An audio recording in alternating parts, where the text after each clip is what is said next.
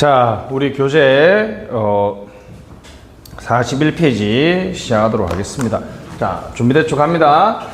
1829년 무슨 주의?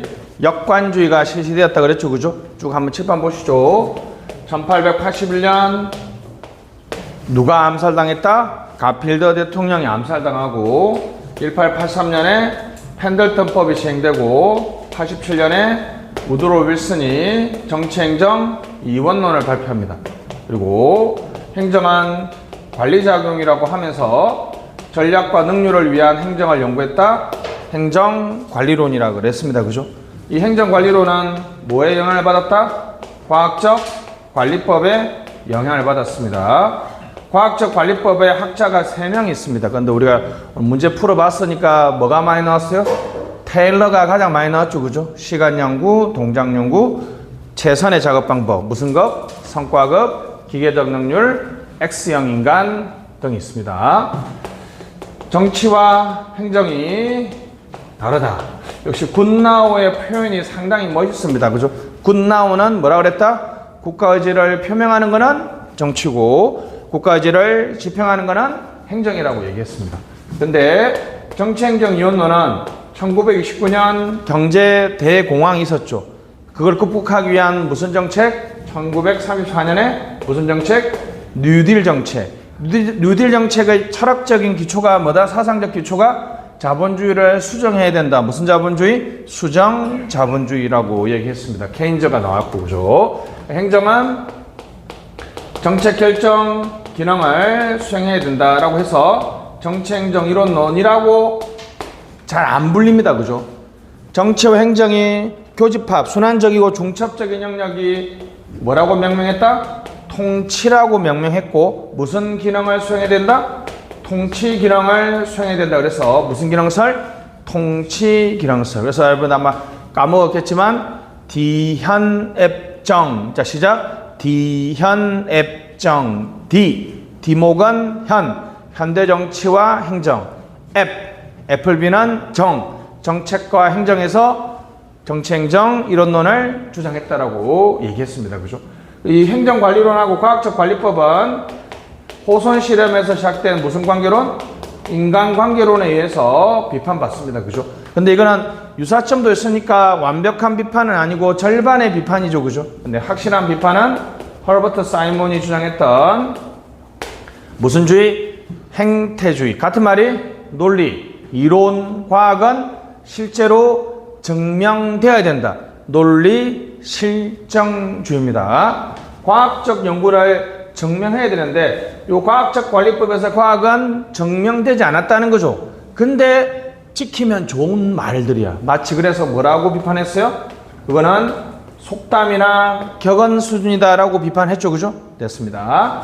이렇게 해서 다 2차 대전 전이죠. 그죠? 2차 대전 후는 개도국은 미국의 제도를 도입했지만 실패했다는 거죠. 그래서 왜 실패했는지 미국과 한국을 뭐 해보자? 비교해보자. 무슨 행정론? 비교 행정론이 있습니다. 비교 행정론하고 같은 말은 비교를 해봤더니 무슨 요인? 환경 요인과 관련해서 요 세 개는 같은 말이죠. 그죠? 비교를 해봤더니 선진국의 제도가 개도국에 안 맞는 이유는 그 제도 내부의 문제나 제도를 운영하는 사람의 문제가 아니라 그 제도가 살아나가는 생태, 토양, 무슨 요인? 환경 요인 때문이다. 무슨 론? 생태론, 환경 유관론이죠. 근데 비교를 해보다 보니까 각 나라마다 모습은 다른데 기능은 비슷하죠. 그래서 구조 기능주의가 등장하면서 어떤 기능을 다 수행하고 있으면 하나의 뭐로 본다? 체제로 본다. 그래서 무슨 론? 체제론이 등장했죠. 그죠? 체제론이 등장하게 되었습니다. 근데 비교행동론의 결론은 참 씁쓸하죠. 속된 말로 하면 누구 잘났다? 미국 잘났다는 얘기죠. 그잖아요. 그죠? 좀 그걸 학문적으로 멋있게 말하면 극단적인 무슨 결정론? 환경 결정론.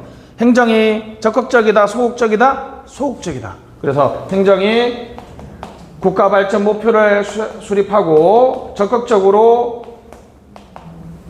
정치, 경제, 사회를 바꿔 나가야 된다. 무슨 행정론? 발전 행정입니다. 자, 발전을 지향하니까 정태적이에요? 동태적이에요? 동태적이죠. 행정이 먼저 발전하고 경제 발전, 사회 발전, 정치 발전 이렇게 하니까 불균형 이론이에요? 균형 이론이에요? 불균형 이론이죠. 동태적 불균형 이론. 그래서 발전 계획을 수립하고 발전을 선도할 목표를 설정한 다음 발전 기관을 설립하고 목표 달성을 강조했다. 무슨 성? 효과성이라고 얘기했습니다. 행정우위적 정치행정 이론론이라고 그랬죠. 행정우위적 정치행정이론이다. 행정이 정치 기능을 대신합니다. 맞죠? 행정이 정치 기능을 대신한단 말이에요. 행정의 정치 기능 대행이 있습니다. 쭉 해서 95년, 98년 여러분들 그냥 공부했으니까 여러분 부모님이나 여러분 뭐 아는 사람이 한국 행정 한마디로 해줘. 그럼 한국 행정은 여전히 무슨 행정 체제다? 발전 행정 체제다. 지금도 여러분 인천시 의회가 뭐 하는 것보다는 인천시장님이 인천시의 그 행정을 주도하죠. 행정이 경제사회 운영을 주도하는 그런 행정체제를 뭐라 그런다? 발전행정. 근데 발전행정이 95년 지방자치단체장 선거를 하고 98년 IMF 경제위기를 겪으면서 큰 변화를 받고 있습니다. 그죠? 여러분들이 2025년인데 여러분들은 이 시대를 안 살아봐서 현우는 98년 이후에 태어났지? 너 다들 98년 이후에 이때 뭐 한 살 아니면 2살이었을 거 아니야. 내가 IMF 세대거든. 내가 92, 93, 94 여기가 IMF 직격탄 맞았습니다. 왜냐하면 98년도에 졸업하는 세대가 94학번이나 93학번이죠. 한 해 휴학하면 93학번이잖아. 그전에는 여러분 뭐 극단적으로 말하면 학점 한 2.5나 2.0이면 다 취업했거든요. 왜? 그때 우리나라 경제 성장을 잘했잖아. 근데 IMF 경제기고 나서 지금 여러분들 뭐 학점 4.0 가지고는 어디 명함도 못 내밀잖아요. 거기다가 스펙 엄청 많이 쌓아야 되지. 했는데 그래서 우리나라 이렇게 1961년부터 30년 이렇게 발전 행정으로 30년 지내오다가 앞으로 지금 30년 동안 IMF 이후에 국가를 재구조화했는데 역사의 평가를 받겠죠. 그죠? 우리 조선 후기에 여러분 임진왜란하고 병자호란을 겪으면서 그때 조선을 다시 한번 재구조화해야 되는데 그걸 잘 못해가지고 그죠? 정조라는 짧은 그 기회를 놓치고 이제 우리나라가 일제 침략기로 갈 수밖에 없었잖아요. 그죠? 지금 우리가 한 300년 지나고 나서 그때 개혁해야 되는데 개혁 못해서 실패했다. 우리가 역사적으로 통시적으로 분석하는 것처럼 지금으로부터 2500년 정도에 2020년 이때 어떻게 평가하겠어? 이때 사람들 정신 상태가 썩어먹어가지고 국가를 개혁을 못해가지고 나라가 망조들었다 이렇게 표현할 수도 있지만 지금 이제 여러분들이 열심히 해서 국가를 재구조하면 다시 한번 대한민국이 퀸턴 점프 할 수 있겠죠. 그죠? 지금 여러분들은 잘 2025년을 살아서 잘 모르겠지만 큰 역사적인 일단은 우리 한국사에서 1948년은 그게 의미가 있는 해죠. 그죠? 왜냐하면 조선이 1392년에 개국되고 나서 우리나라가 독자적으로 만든 그 유일한 나라 아니야, 사실. 그지? 민주주의 체제고. 2050년도에 1948년 이후부터 요 2000년대까지를 어떻게 평가할지 되게 궁금합니다. 그죠? 하여튼 여러분들 통시적인 관점에서 우리나라는 여전히 무슨 체제에 있다? 국가 재구조화의 시기에 있어요. 그죠? 국가 재구조화의 시기가 있는데 약간의 경로우전성이 있기 때문에 정부가 어떤 경제사회 문제를 주도적으로 해 나가는 것에 대해서 크게 문제 삼지 않고 있고 그렇게 넘어가고 있습니다. 자, 오늘 이제 진도를 본격적으로 나갑시다. 자, 전쟁이 끝나고 나서 1945년 이후에 미국은 허버트 사이먼류의 연구가 지배적이었어. 두 가지 있죠. 바로 과학적 관리법이 아니라 관리과학은 뭐라 그랬어요? 제한된 합리성을 지닌 인간들이 합리적 의사결정을 위한 연구 방법들을 다 총칭해서 무슨 과학? 관리과학이라 그랬고, 관리과학 이해 안 되면 무슨 분석만 기억하면 돼요? 관리과학의 가장 중요한 것이 비용 편익 분석입니다. BC 분석이고, 그 다음에 연구 방법은 뭘로 한다? 행태주의로 한다 그랬죠, 그죠? 경험적이고 실정적 연구. 근데 잘 살아오다가 1955년 그리고 1963년에 우리가 큰 일을 겪게 됩니다, 그죠? 자, 우리 거기 교재 한번 보시면 41페이지에 거기 교재 보시면 거기 이제 여자분이 한 분 버스에 앉아 계시죠, 그죠? 그분이 이제 미국 민권운동의 상징적 인물입니다. 로자 파크스 여사고, 뒤에 앉아있는 남자분이 기자입니다. 기자. 알았죠? 옆에 있는 그 흑인 목사분은 여러분들이 한 번쯤은 봤죠? 마틴 루터 킹 목사죠. 그죠? 동그라미 1번 읽어봅시다. 1955년 알라바마주 몽고메리시에서 로자 파크스 여사는 부당한 자리 이동을 거부한 혐의로 경찰에 체포됐대요. 그죠? 이때는 흑백 차별이 많이 있었죠. 그죠? 그래서 마틴 루터 킹 목사가 이 운동을 주도해서 승차 거부 시위를 해가지고 차별에 시정했습니다. 그러니까 흑인들이 탄력받아서 바로 그 유명한 1963년 마틴 루터 킹 목사가 보이는 그 사진이 바로 워싱턴 대행진이라는 아주 유명한 행진이죠. 이때 여러분 마틴 루터 킹 목사가 했던 명연설이 있잖아. I have a dream으로 시작하는, 내 아들과 뭐 백인 아들이 같이 평화롭게 살 수 있는 그런 나라를 꿈꾼다, 뭐 그런 유명한 거죠, 그죠? 그래서 당시에 흑인들의 실업률은 11%, 백인은 5%였고, 민권법 밑줄 민권법 Civil Rights Act 였습니다. 그래서 1960년대 흑인 폭동이 있었고요. 근데 애석하게도 이때 이제 흑인들의 권리를 요구하는 것들의 시위가 당시에 케네디 대통령이었는데, 케네디 대통령이 그 요구를 받아들이기 전에 11월 달에 암살당해요.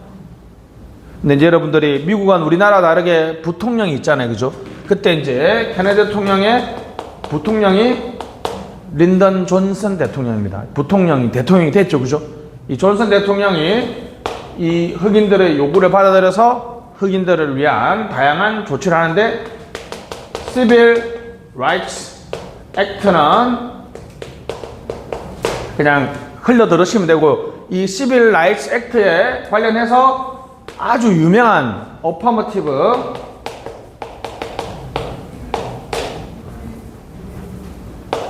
어펌이란 단어가 무슨 뜻이에요? 옹호하다, 적극적으로 지지하다, 이런 뜻이거든요. Affirmative Action. 그래서 무슨 조치? 이걸 보통 적극적 조치라고 번역하는데, 자 갑니다. 이게 이제 이렇게 되는 거예요. 이게 여러분하고 이제 밀접하게 있는 게 바로 이겁니다. 왜 그 당시에는 왜 흑인들을 왜 이렇게 차별했을까? 왜 흑인들을 위한 정책을 안 나왔을까라는 질문에 대해서 킹슬레이, 자 같이 해봅시다. 누구요? 킹슬레이. 시작. 킹슬레이. 다시, 이건 시험 많이 나옵니다. 킹슬레이. 시작. 킹슬레이라는 학자는 보니까 공무원들 중에 100명 중에 100명이 다 백인이다. 백인은 여러분 자라오면서 백인으로 사회화 되잖아요. 그죠? 여성은 살아오면서 여성이 차별받고 여성이 불리한 것들을 배우면서 사회화되고, 남자는 또 어쩔 수 없이 남자로서 사회화되는 것처럼, 그러면 흑인은 뭘로 사회화되겠어요? 흑인으로서 사회화되겠죠. 흑인들이 자기들이 억울한 것들이나 자기들의 권리를 옹호하는 쪽으로 사회화되겠죠. 그러면 백인들이 100명 있으면 누구를 위한 정책이 나올 수밖에 없어요. 백인을 위한 정책이 나올 수밖에 없잖아요. 그죠? 그러니까 킹슬레이는 뭐라 주장했냐면, 관료제 구성, 정책 결정을 많이 하는 관료제 구성에서 국민 대표성을 갖춰야 된다. 그래서 이걸 자 갑니다. 자 같이 해보시죠. 무슨 관료제? 대표 관료제. 시작. 대표 관료제. 대표 관료제는 여러분 이름은 관료제인데 정확한 거는 인사제도예요. 인사제도. 그래서 우린 미국 역사에서 역관주의라는 자 공직 공무원들을 어떻게 채용해요? 정치적 기준이죠. 뭐 같은 정당원이나 나를 지지한 사람으로 뽑으니까 이 경우에는 실적과 자격 필요 없죠. 그리고 무슨 주의? 실적주의가 있습니다. 그죠? 이건 이제 정치적 중립을 요구하고 무슨 기준으로? 실적과 자격. 쉽게 말하면 시험 점수로 뽑아야 된다는 거죠. 1950년대 역관주의는 대응성과 민주성이 좋지만 실적주의는 전문성이나 확실히 시험 점수가 좋다는 말은 효율적이고 능률적인 거죠. 그러면 이런 문제가 발생하겠죠. 그죠? 그래서 역관주의는 나의 정치적 지지를 해주는 사람이니까 대응성과 민주성은 좋지만 전문가를 뽑는 건 아니죠. 능률적인 행정이 되는 건 아니죠. 근데 실적주의는 신문 보장을 해버리니까 내가 한번 뽑히면 철밥통이 되니까 열심히 일 안 하고 국민들의 요구에 대응 안 해도 내가 목소리를 여러분들이 실적주의 문제점은 그냥 한마디로 딱 바로 알아요. 실적주의 문제점 여러분들이 동사무소에 가잖아요. 그러면 행정복지센터인데 동사무소로 갈게요. 알았죠? 행정복지센터에 가는데 딱 들어가면 5명 있는데 딱 들어가면 여러분들하고 눈을 아무도 안 마주치죠. 아무도 안 마주치냐? 왜 마주치면 이래야 되니까.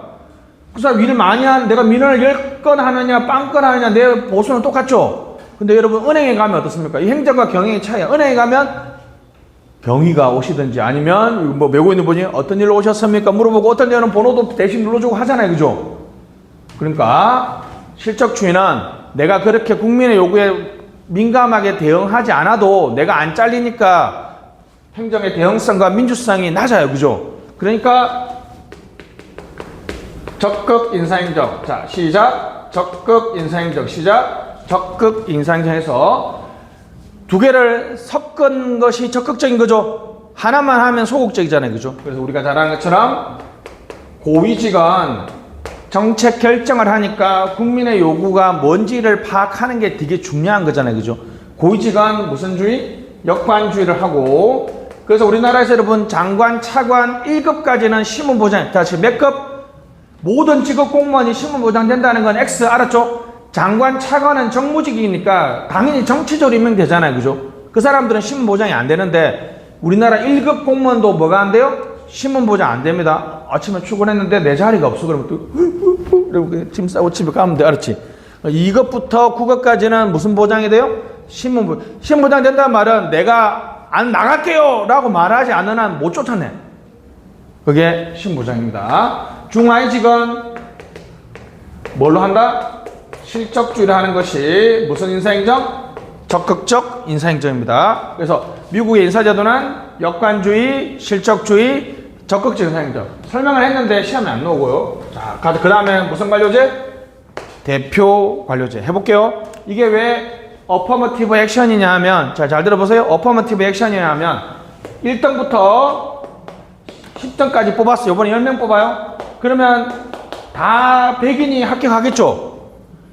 그러면 흑인이 미국의 인구의 한 30%가 흑인이니까 한 몇 프로 정도? 20% 딱딱 다 채워주면 안 되고 몇 프로? 20% 정도. 그죠? 20% 정도. 그러면 9등하고 10등을 자, 너 탈락. 흑인 1등하고 흑인 2등인데 얘들은 커트라인이 90점인데 흑인 1등은 커트라인이 70점이고 요 65점 맞았어요. 얘 두 명을 이렇게 뽑는 거야.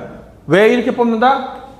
관료제의 무슨 대표성? 국민 대표성을 높이는 관료제. 무슨 관료제? 대표 관료제. 자, 그러면 흑인들하고 백인하고 흑인들에게 보다 무슨 조치를 해주는 거예요? 적극적, 우대적 조치를 해주는 거죠.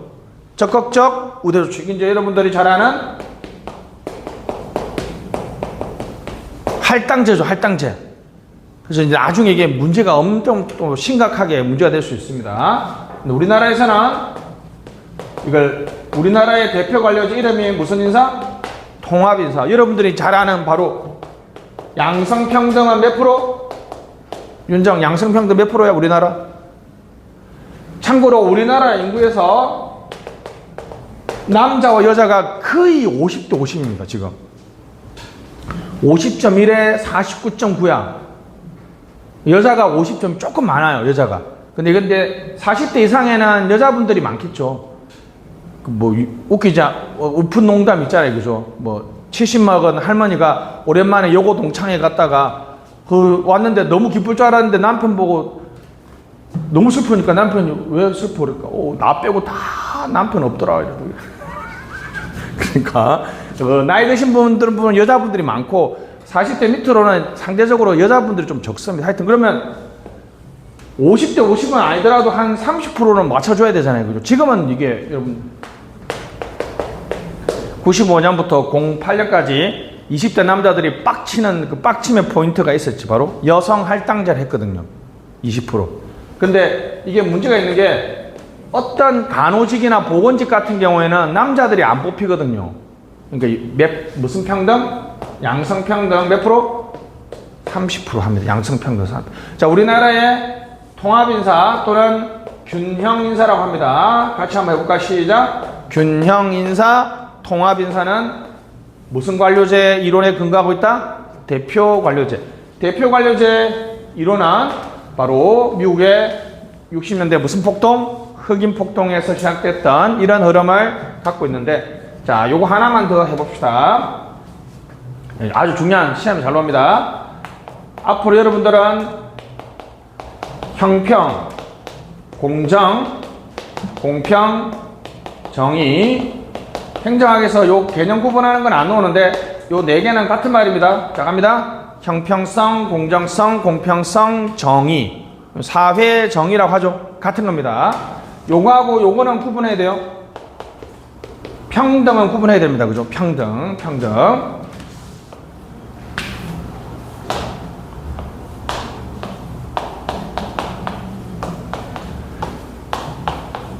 자, 이 사람은 벽이라고 할게요.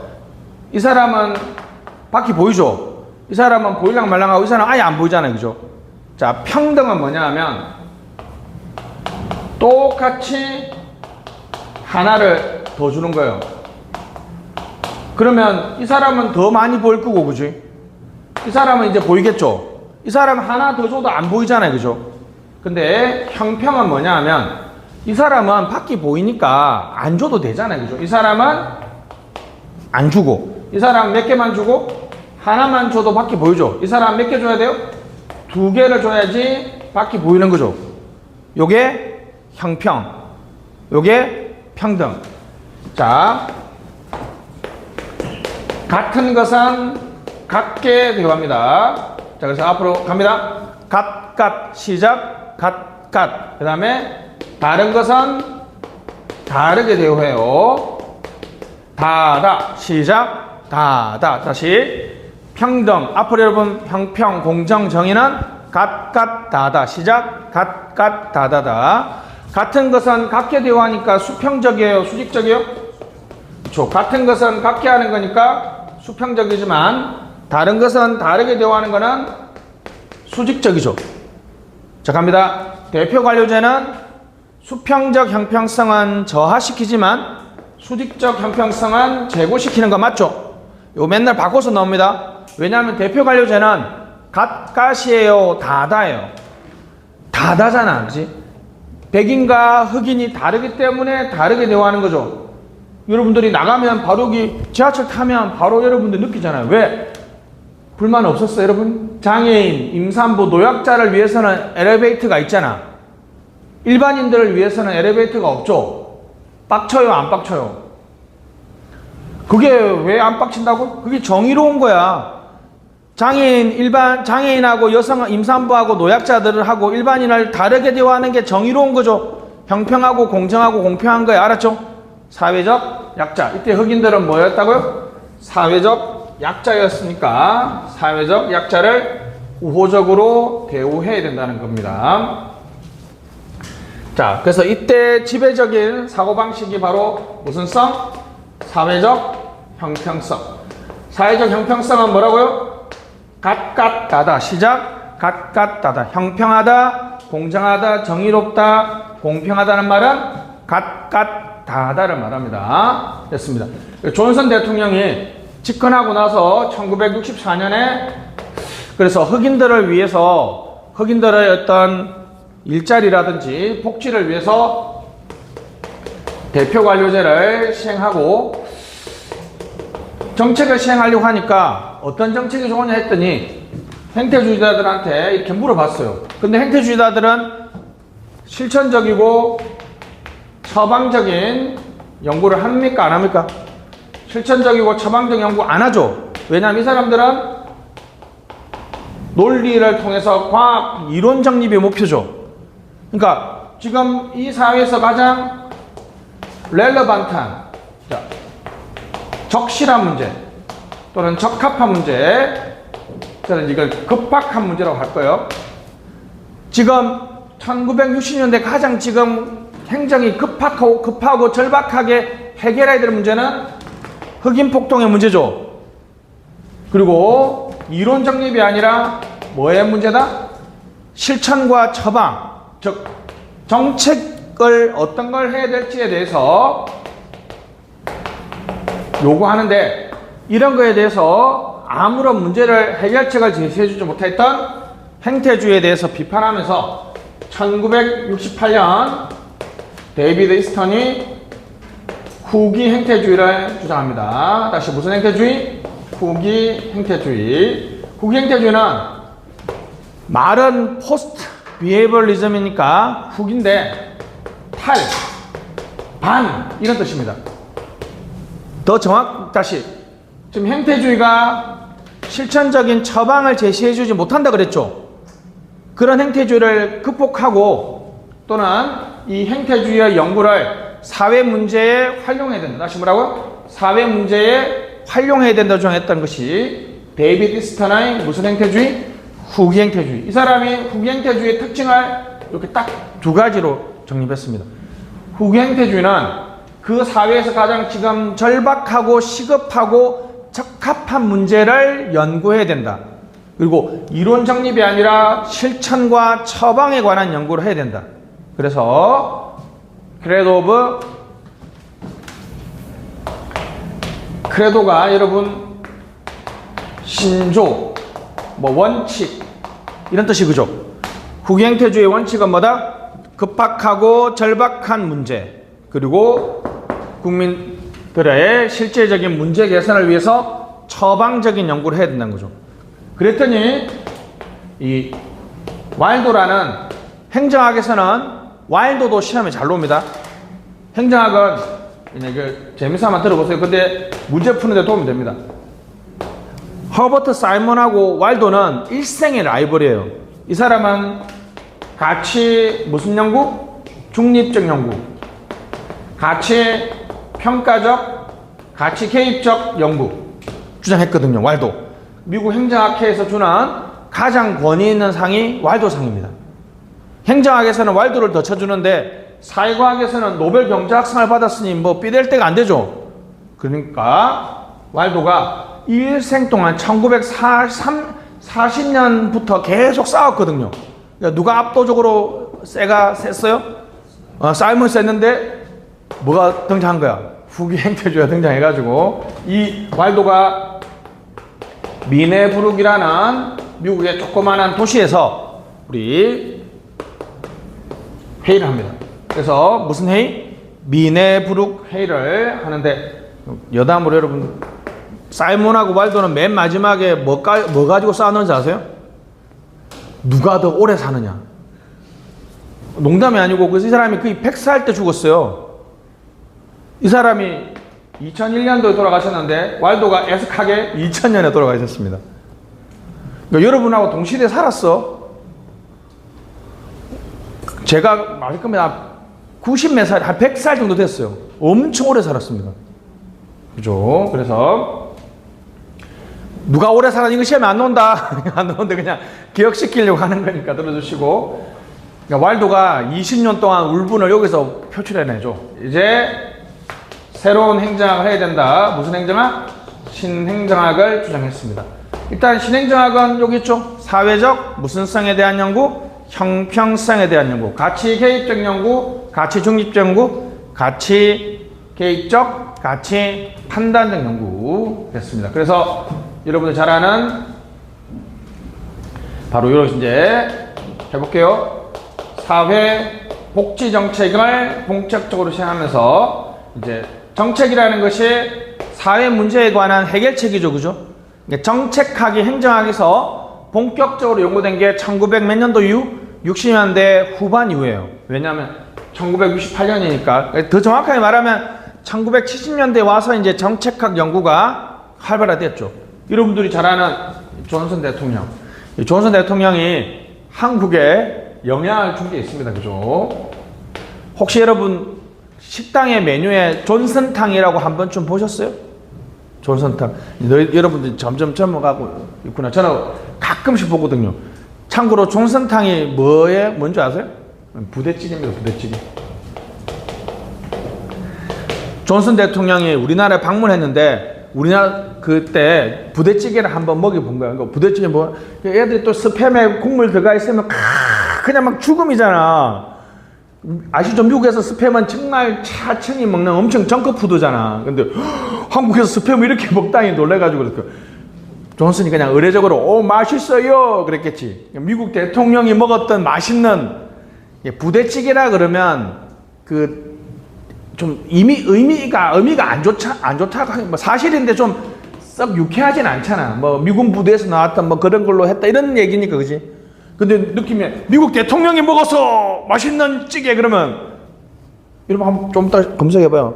존슨탕 검색하면 부대찌개의 옛 명칭이 이렇게 나와 있어요. 또 옛날 분들은 존슨탕이라고 부르는 분도 있어요. 이분이 존슨탕 시험에 안 나온다. 이분이 흑인들을 위한 엄청난 사회복지 정책을 시행했는데 그게 바로 이름이 무슨 사회? 흑인과 백인이 모두 잘 사는 무슨 사회?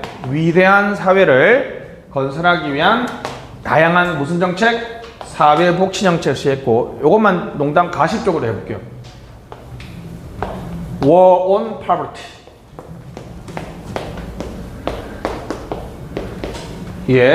위대한 사회 밑에 있는 세부 정책 중에 하나가 poverty가 뭐예요? 빈곤, 가난이죠. 뭐와의 전쟁? 빈곤과의 전쟁 하면서 이제 흑인들에게 뭐 아주 많은 정책, 일자리 정책을 실시했는데 그 중에 대표적인 것이 바로 오클랜드 사업입니다. 나중에 정책학 하면 이거죠. 미국 캘리포니아주의 오클랜드시에 흑인들을 일자리, 지금 우리로 치면 이제 공공 일자리 사업을 했는데 결정은 잘 됐는데 집행에서 엄청 실패하면서 정책 집행론을 촉발시킨 게 바로 오클랜드 사업이죠. 그죠? 이거 혹시 많이 들어보지 않았어요? 이 이름을 1988년, 90년에 바로 노태우 대통령이 집권하고 나서 뭐와의 전쟁? 그렇죠. 범죄와의 전쟁이 바로 요거 패러디입니다. 우리는 뭐만 기억해요? 살아있네! 많이 살아있는데!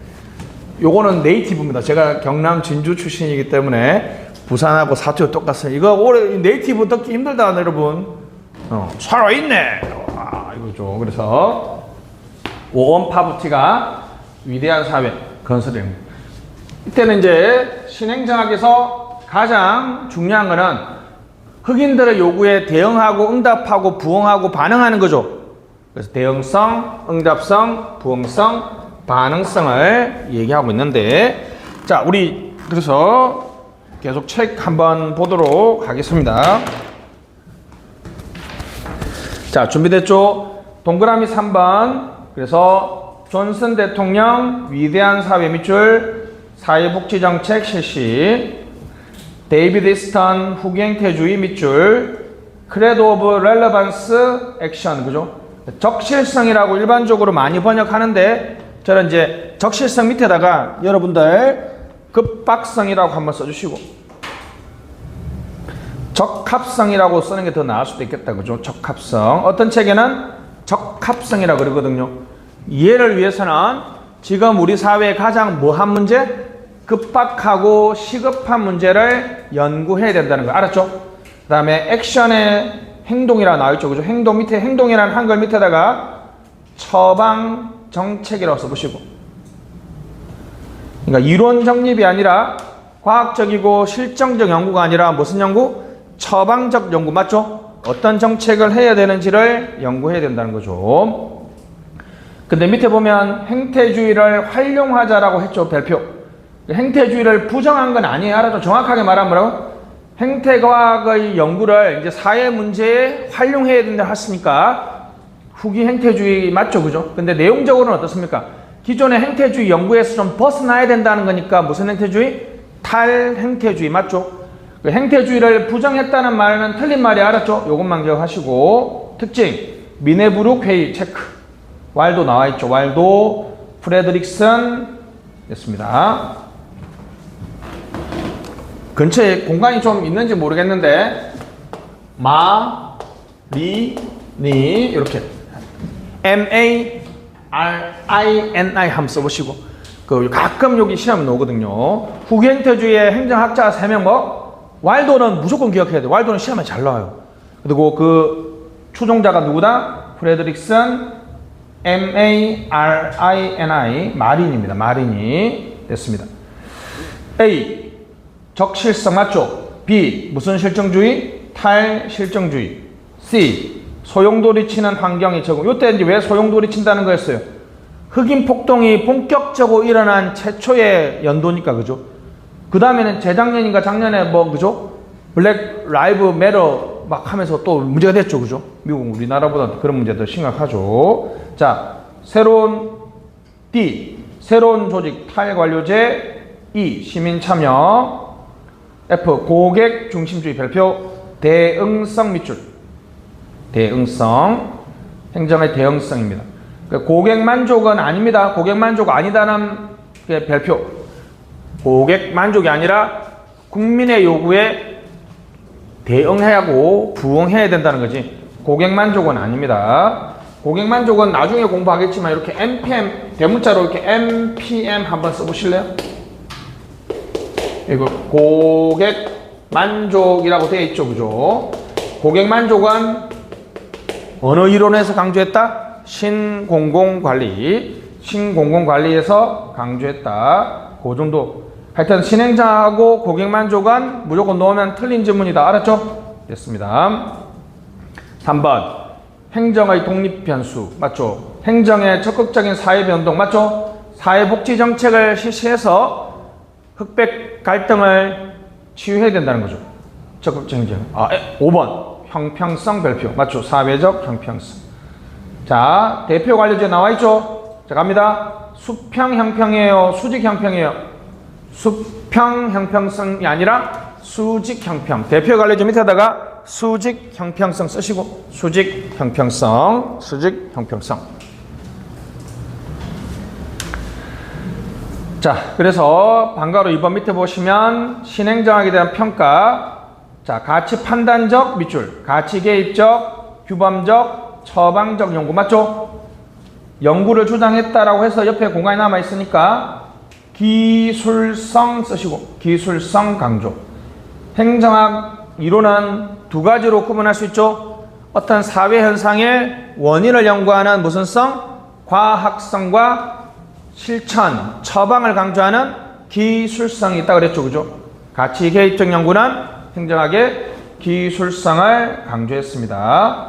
좀 이따 보게 될 현상학 행동 이론 발전을 자극했다. 3번 블랙스버그 선언 1985년 쓰시고. 블랙스버그 선언 1985년.